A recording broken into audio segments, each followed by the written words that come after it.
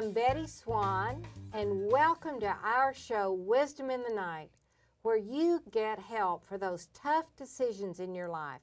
Tonight I have a great guest. He's an author, a broadcaster, and a president of a media company. Welcome, Joe Battaglia. Thanks, Betty. Good to be here. Yeah, it's just great. I want to hear all about you. I know that you've done a lot with your life because I've heard a lot about you, but I'm eager to know you. Well, thank you. Tell me all about yourself. Tell me how you, just give me your background. Okay. Well, born here in New Jersey, first generation. My parents were born in Italy, came here. What part of Italy? In Calabria, the southern part of Italy. Down at the bottom. Down at the way at the bottom, you can actually see the sea from the instep. Okay. Where they are from, a little town called Satriano. Okay. Right there, and I had the pleasure of going back there to see my cousins who are still alive. Took my daughter when she was doing her study abroad in Florence, took the train ride all the way down, and it was just wonderful to see them and see the background and the roots, and it was just fantastic. Nothing like it, is it, seeing your roots? Right, and so we grew up in a little town just outside of New York called Totowa, and all they did was transplant what they had there over here, so we had a large piece of land, most of it my grandfather gardened. My grandparents on my father's side lived with us, so it was a very nuclear Italian family. My mom was an amazing cook, almost legendary in our town. My grandfather... Now that's saying a lot for an Italian town because a lot of those women are great cooks. A lot of them, but she was extraordinarily great. Wow. And we grew a lot of what we ate. We canned our tomato sauce, because we grew so many tomato plants, like 100 plants we would have. Good night. The garden was about 10,000 square feet. Oh my gosh. And my grandfather initially did it all by hand, which is what he was used to. Mm-hmm. So there was the word power in our family was not used. There was no power or anything. So he built the chicken coop, he built the wine cellar, he built the front porch, the back porch, the retaining walls, and the grapevine, under which we had a lot of our summer meals, where it was just, it was like an Italian Mayberry for us right there, growing up. Isn't it amazing? Yeah, so it was really wonderful. Now that's why New Jersey is called the Garden State. Yes, it does have a lot of gardens, and to those who may not be familiar with that, you know, other than the Turnpike in that area, but there's a lot of great places in New Jersey, and so we had just a lot of fun. I had to go to college to find out that people didn't like their families. What an amazing thing. Yeah, so I had a great family life growing up. My mom was, like I said, the saintliest person I've ever known.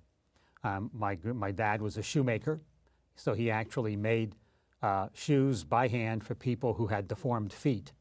So foot doctors would send him the individuals, and then he would take measurements and create the lasts, and he would do that in the basement in the little place he had set up. And so he was like Geppetto down there. As long as you weren't Pinocchio. Well, no, I wasn't. I had nothing to do with that. So yeah, it was kind of fun, and it was a wonderful childhood. And so my brother and I grew up under those conditions, and that's how we grew up. And then, you know. Did you go to college for media? Yes, I was a journalism major at Boston University. So I went from 1968 to 1972, which was in the middle of all the craziness on the college campuses back then. So I got to see that firsthand.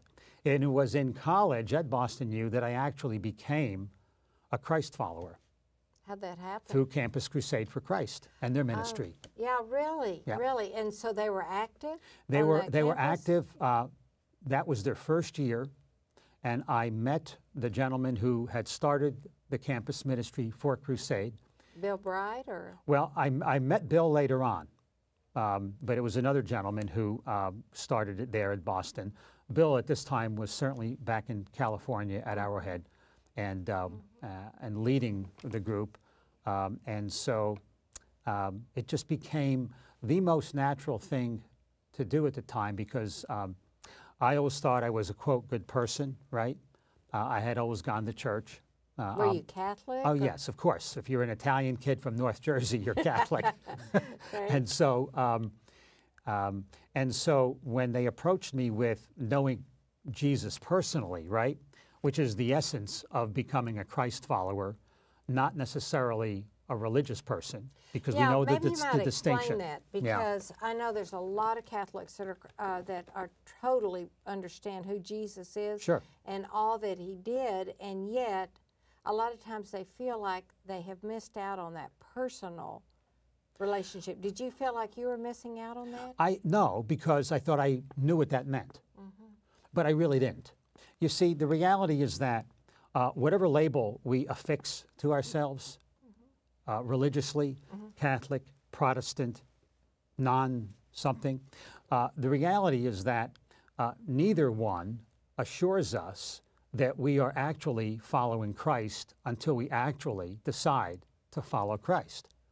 And So what does that mean to follow Christ? well, it simply means to relax in his presence and enable him to be the model for us, to accept that he was, and to then take what he was and who he said he was and what he said he did for us and say, yes, I believe that.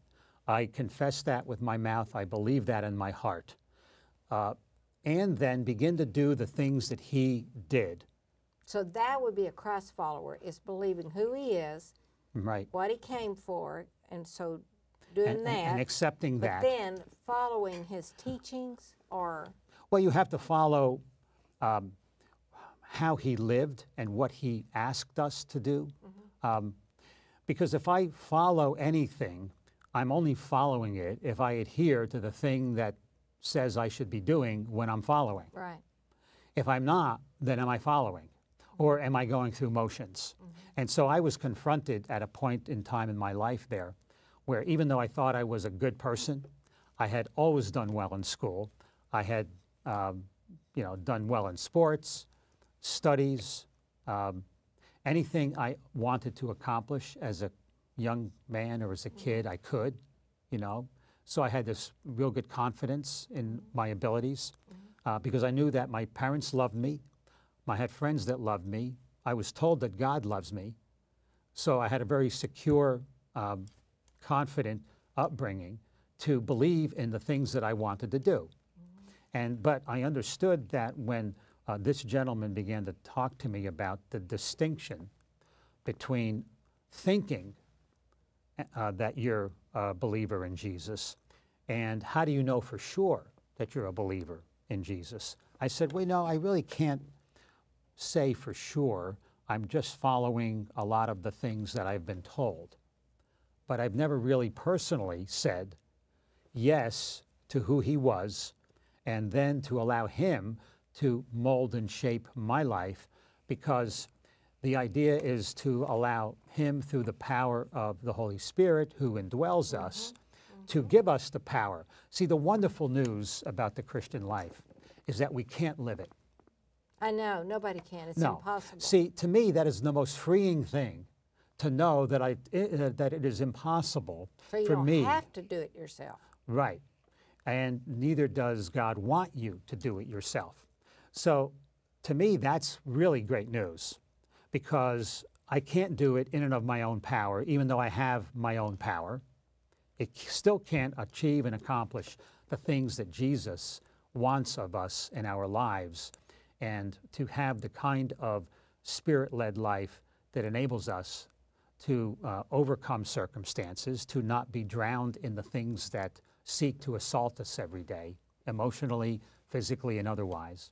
And it became a fun experience to get quiet and come to a conclusion in my junior year there at college that what I was doing was not being true to who Jesus was. So I made a very simple decision that I would do that. So for me, and it's so different for so many people, right? It was a very logical decision because my life was really good. I wasn't doing any drugs at the time. And you're a logical person. Yes, that's the way I think. I'm a journalist, and I look for facts. I look to synthesize information so that it can be condensed into the way it's best understood. And that's the way I approach things. Mm-hmm. So to me, becoming a Christ follower was the logical extension of what I really knew to be true. It's so interesting how each person comes to the Lord, mm-hmm. and that when people talk about, do you have a personal relationship with Jesus Christ? Yeah. It really is personal.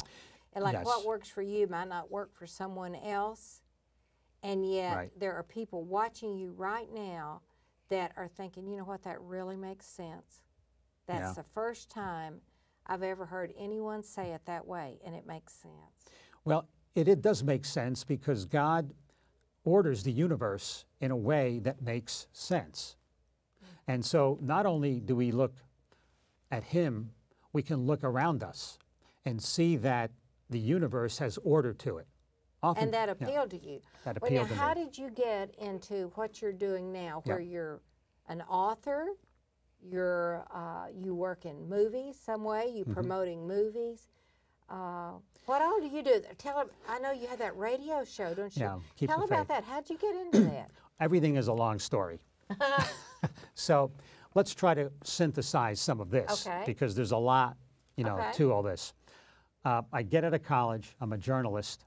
I come back to the New York area, and I start a magazine for the New York Christian community. And it was to help bring people together, because I saw there were many disparate parts, not really knowing about the body, knowing about themselves. So I create this magazine in 1973. A year later, WWDJ Radio, which was my favorite rock station in the North Jersey, New York area, switches from being a rock station to a gospel station. But nobody there was a believer. They did it because it seemed like a good, logical business decision, right? And so I did a story on the switch, brought it back to the general manager. He bought me lunch and asked me if I would be their token Christian salesperson, really. Again, to make a long story short, after praying about it, I decided, well, this could be really cool. I had never been involved in broadcasting and radio. I had done some television while in college, but mainly, I'm a journalist. Mm-hmm. And so that's how my career starts in broadcasting. So I was 24. And then I get ensconced in this burgeoning and very nascent stage of contemporary Christian music. So I was at the beginning of all that. Went to Nashville, found out about that, began to go to these events, both in Washington with the National Religious Broadcasters and in Nashville with the Gospel Music Association. Got on the board of the Gospel Music Association. I was the first contemporary person, if you want to call it that, to be elected to the board. Music. Yeah.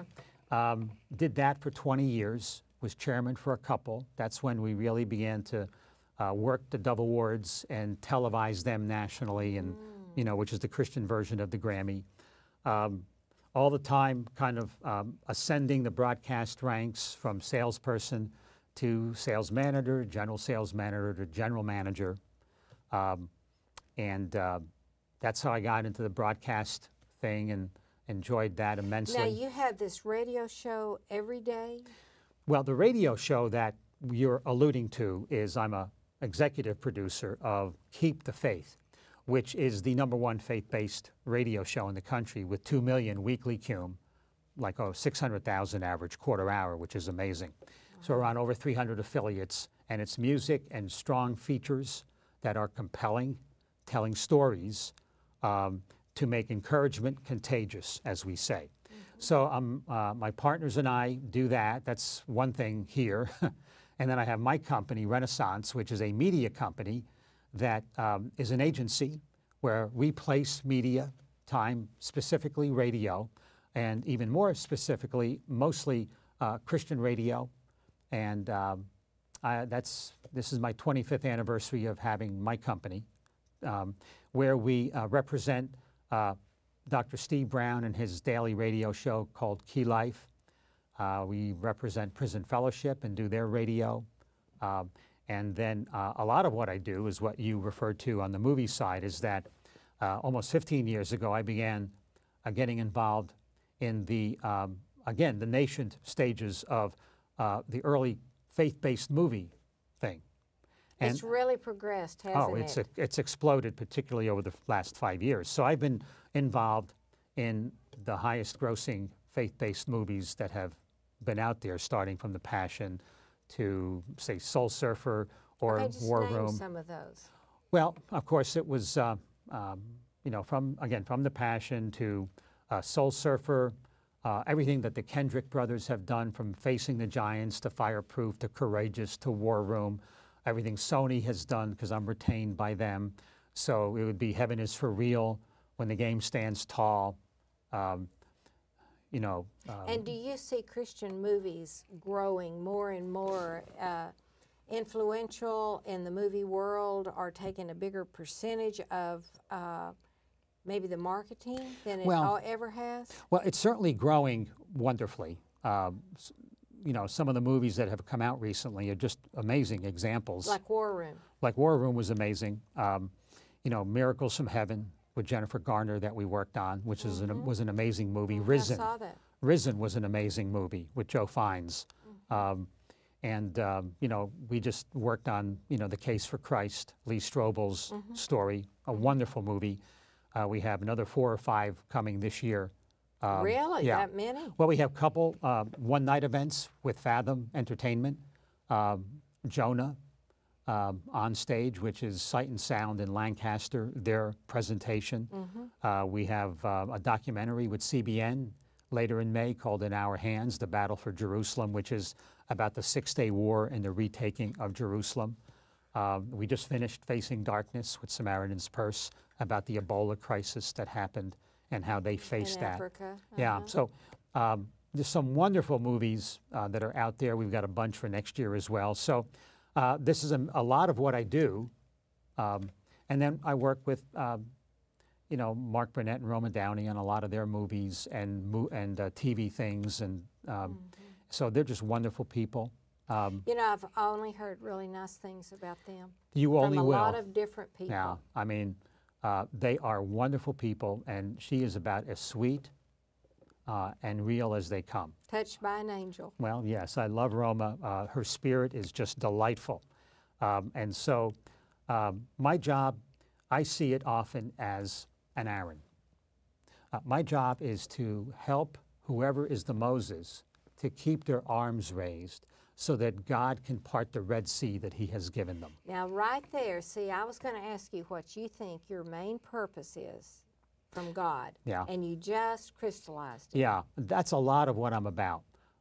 The other side of me, which is the author side, you know, I've done 3 books now. My 4th is coming out in 2 weeks. And so I love to write, and I'm beginning to do that more now that I have time, and I feel a calling to do that. So my first one I did like 20 years ago, A New Suit for Lazarus for Thomas Nelson. That's an interesting Yeah. title. Well, it's about how... Grave clothes versus back to regular clothes again. It's the way Jesus calls each of us out of the grave and gives us a new identity and a new look. Yeah.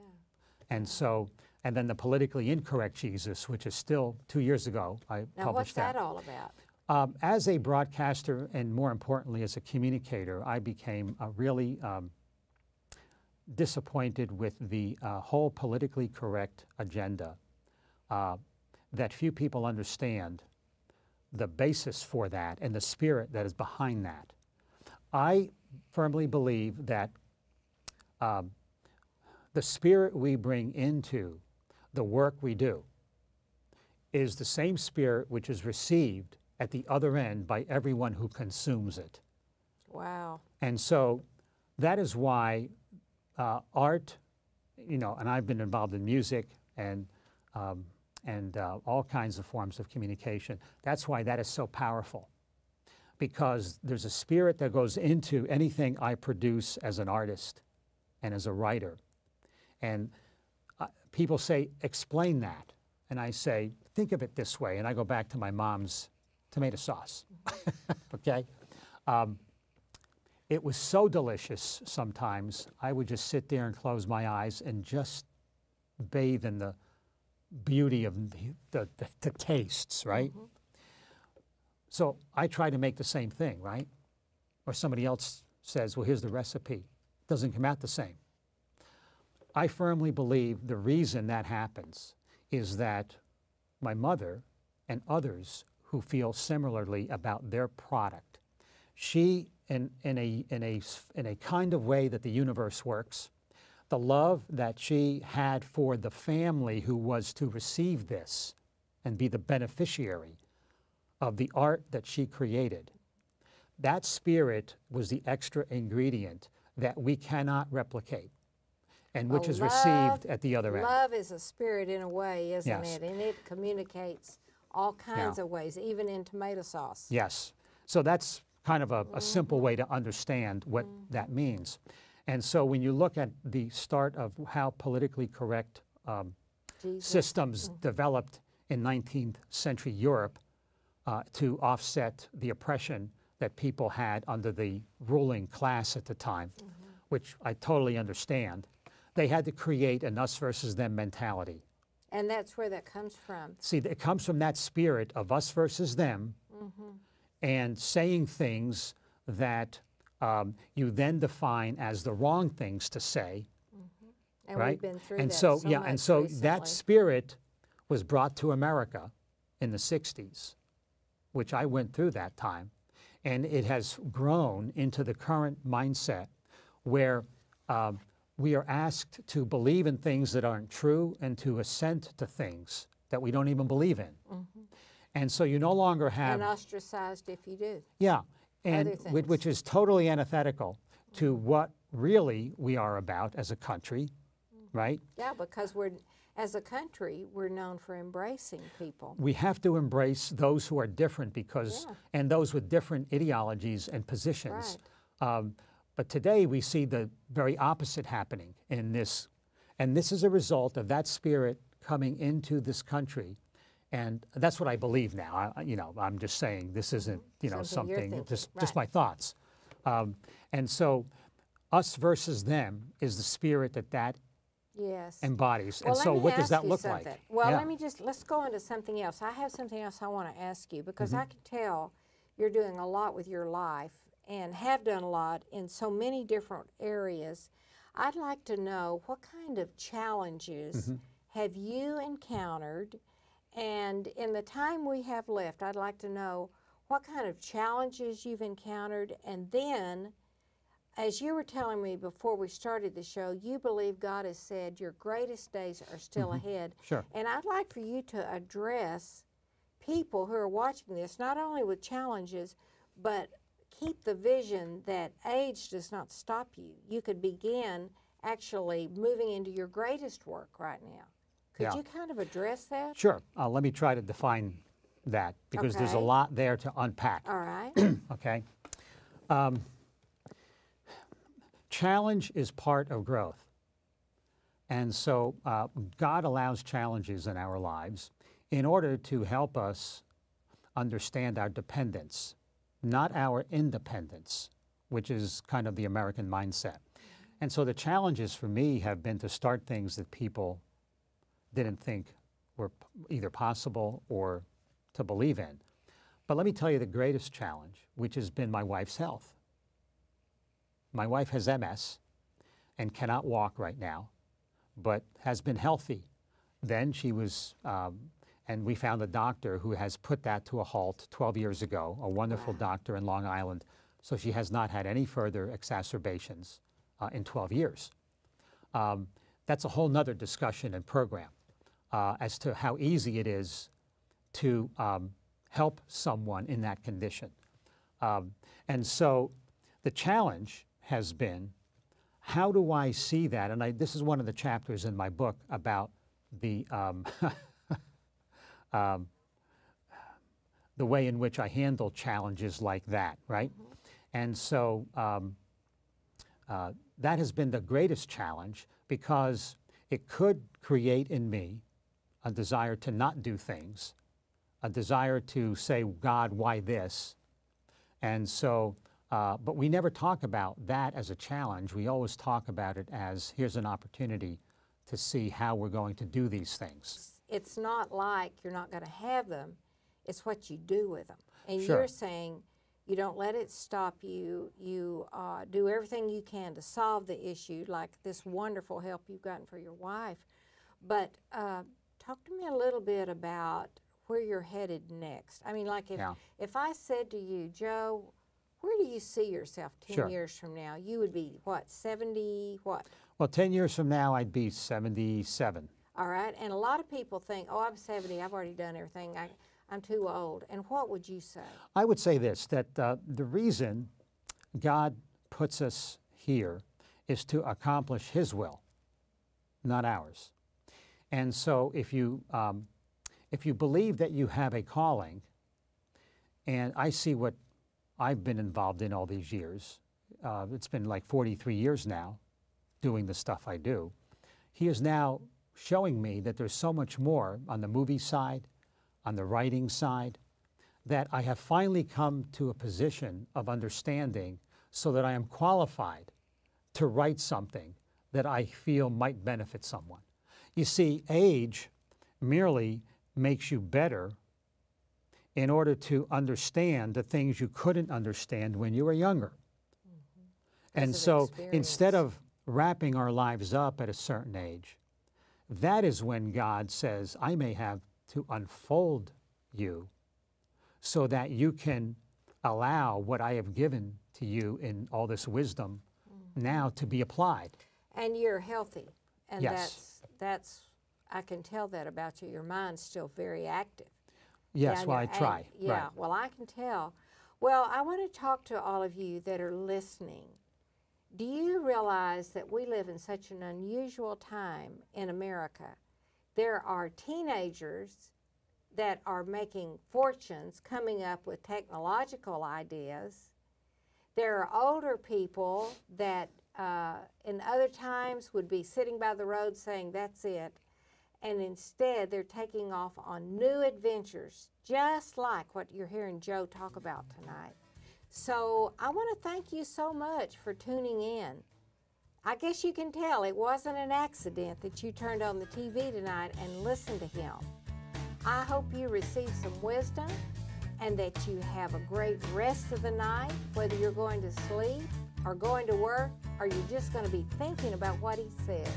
So I'll see you next time. Bye.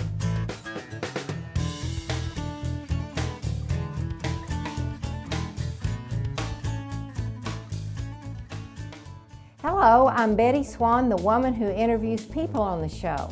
I want to tell you about something we're doing that you might want to be a part of. Feeding people with pennies and small change you find. The exchange rate makes them valuable. I saved $3.22, told my friends on social media, and they shared it. $215,000 has come in, 100% goes for food. We've fed people in 21 countries. Come help us.